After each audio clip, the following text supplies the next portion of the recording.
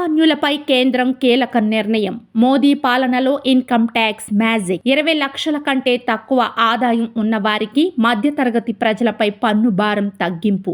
అసలు ఈ పన్ను చెల్లింపు వివరాలు ఏంటి? పన్ను తగ్గింపుతో ఎవరికి లాభం, ఎవరికి నష్టం? తెలుసుకునే ముందు వీడియోని లైక్ చేసి మా ఛానల్ ని సబ్స్క్రైబ్ చేసుకోండి. కేంద్రం పన్ను భారం తగ్గింపు నిర్ణయం సామాన్యులకు లాభమేనా? 1 అవును, 2 కాదు. భారతదేశంలో ప్రజలు నిర్ణీత ఆదాయాన్ని దాటి సంపాదిస్తే వారి ఆదాయానికి అనుగుణంగా ఆదాయపు పన్ను చెల్లించాల్సి ఉంటుంది. అయితే గతంలో పన్ను చెల్లింపుల ద్వారా రాబడి అనేది చాలా తక్కువగా ఉండేది. క్రమేపీ పెరుగుతున్న టెక్నాలజీ కారణంగా పన్ను చెల్లింపులు అనేవి వేగవంతమయ్యాయి. అయితే తాజాగా మోడీ 10 ఏళ్ల పాలనలో ట్యాక్స్ మ్యాజిక్ పన్ను చెల్లింపుదారులను ఆశ్చర్యపరుస్తోంది. ఈ నేపథ్యంలో 10 ఏళ్ల మోదీ పాలనలో పన్ను చెల్లింపుదారుల మెరుగుదల గురించి మరిన్ని వివరాలను తెలుసుకుందాం.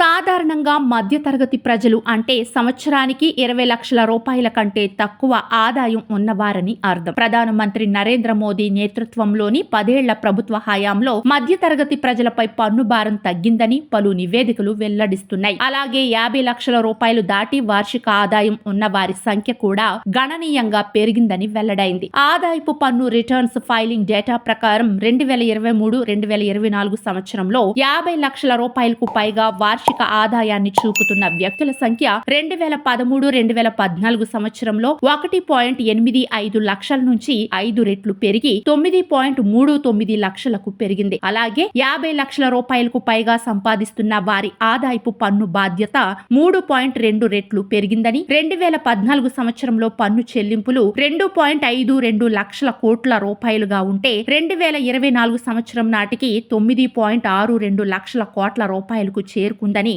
నిపుణులు చెబుతున్నారు. భారతదేశానికి లభించే ఆదాయపు పన్నులో 76% ఈ వర్గాల నుంచే వస్తుందని నిపుణులు చెబుతున్నారు. ముఖ్యంగా మోదీ పాలనలో ఆదాయపు పన్ను చట్టంలో తెచ్చిన కీలక సంస్కరణలతో పాటు బ్లాక్ మనీ విషయంలో తీసుకున్న కఠిన చర్యల కారణంగా ఆదాయపు పన్ను చెల్లించే వారి సంఖ్య పెరిగిందని పేర్కొంటున్నారు. 2014లో సంవత్సరానికి 2 లక్షల రూపాయలకు పైగా సంపాదిస్తున్న వ్యక్తులు ఆదాయపు పన్ను చెల్లించాల్సి వచ్చేదని మోదీ ప్రభుత్వం ప్రకటించిన వివిధ మినహాయింపులతో పాటు తగ్గింపుల కారణంగా 7 లక్షల రూపాయల వరకు సంపాదించే వ్యక్తులు ఎలాంటి పన్నులు చెల్లించాల్సిన అవసరం లేదని చెబుతున్నారు. ఈ విధానాలు పన్ను చెల్లింపుదారులను ఆకట్టుకున్నాయని పేర్కొంటున్నారు. 10 లక్షల రూపాయల కంటే తక్కువ ఆదాయం ఉన్న పన్ను చెల్లింపుదారుల నుంచి ఆదాయపు పన్ను వసూలు శాతం 2014 సంవత్సరంలో చెల్లించిన మొత్తం పన్నులో 10.17% నుంచి 2024 నాటికి 6.22% తగ్గింది. 2.5 నుంచి 7 లక్షల మధ్య సంపాదిస్తున్న వారి